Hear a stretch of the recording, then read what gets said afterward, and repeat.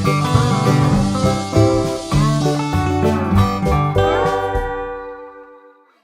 الله الرحمن الرحيم. ازيكم عاملين ايه؟ يا رب تكونوا بخير وباحسن حال. حلقتنا النهارده هنعمل فيها كفتة الحاتي. يعني ايه كفتة الحاتي؟ يعني في ناس بتشتكي بتقول احنا بنجيب اللحمة مفرومة ونعمل الكفتة في البيت وبيبقى طعمها حلو بس مش نفس طعم كفتة الحاتي ولا حتى اللون بتاع كفتة الحاتي. تعالى اقولك ازاي تعمليها بنفس الطريقة وما تقوليش لحد ان انت عاملاها في البيت.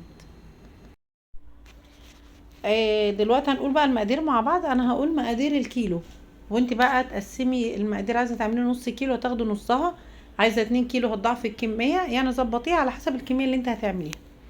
اول حاجه الكيلو اللحمه المفرومه بياخد معانا بصله كبيره مبشوره بالمبشره ومتصفيه من الميه كويس قوي، يعني ما تخرطهاش بالمبشره كده عشان تقدري تنزلي الميه بتاعتها كلها وما بنرميش الميه بتاعت البصل.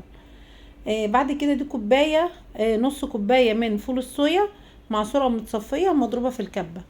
وده ورق بقدونس برضو، بنقطعه زي الملوخيه كده، بنقطفه ونخرطه بالسكينه قطع صغيره قوي، ماشي، بيدي طعم حلو قوي قوي في الكفته. بعد كده بهارات الكفته دي بتجيبيها من عند العطار، بتقول له عايزه بهارات كفته بيديها لك. وده 7 بهارات، السبع حبات، والفلفل الاسمر.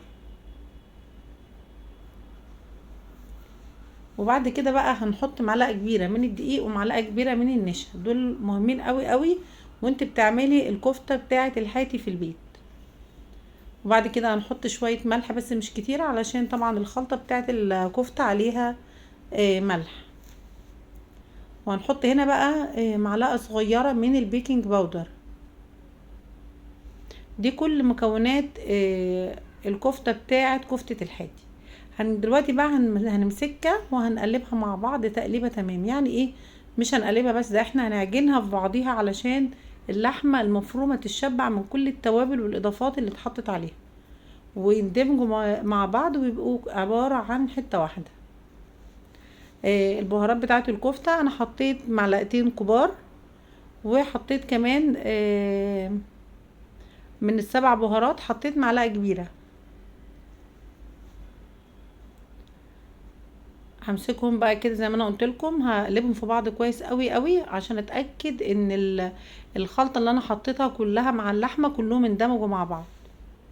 كده خلاص خلصت بقى، هاخدها واحطها في التلاجة واسيبها لمدة ساعة علشان اللحمة المفرومة تتشبع من التتبيلة وارجع لكم تاني. وده الملمس بتاع اللحمة بعد ما قلبتها كويس قوي مع الاضافات. كده عدى ساعة وجبت اللحمة المفرومة من التلاجة، هبدأ اصبعها بقى. وزي ما انا قلت لكم احنا ما بنرميش مية البصل، علشان بنصبع بيها الكفتة زي ما احنا شايفين كده.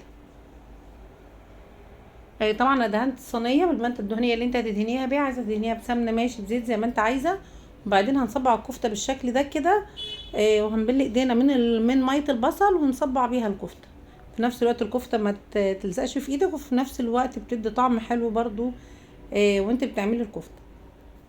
هعملها بقى كلها بالشكل ده كده علشان ما اطولش عليكم، وارجع لكم تاني بعد ما اخلص تصبيع صوابع الكفته. كده خلاص انا خلصت الايه الصينيه دي. قبل ما ادخلها الفرن بقى، عندك معلقه مثلا ظهر سكينه، انا هستخدم ظهر سكينه، وهاجي على صوابع الكفته كده وهضغط عليها ضغطه خفيفه كده.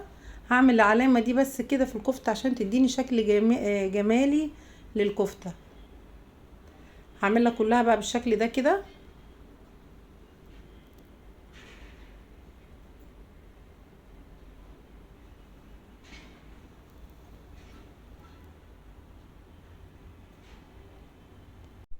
عايزه اقولك بقى انهم لما يشوفوها ان شاء الله بعد ما تستوي في البيت لما تعمليها يعني هينبهروا بالشكل بتاعها والطعم كمان.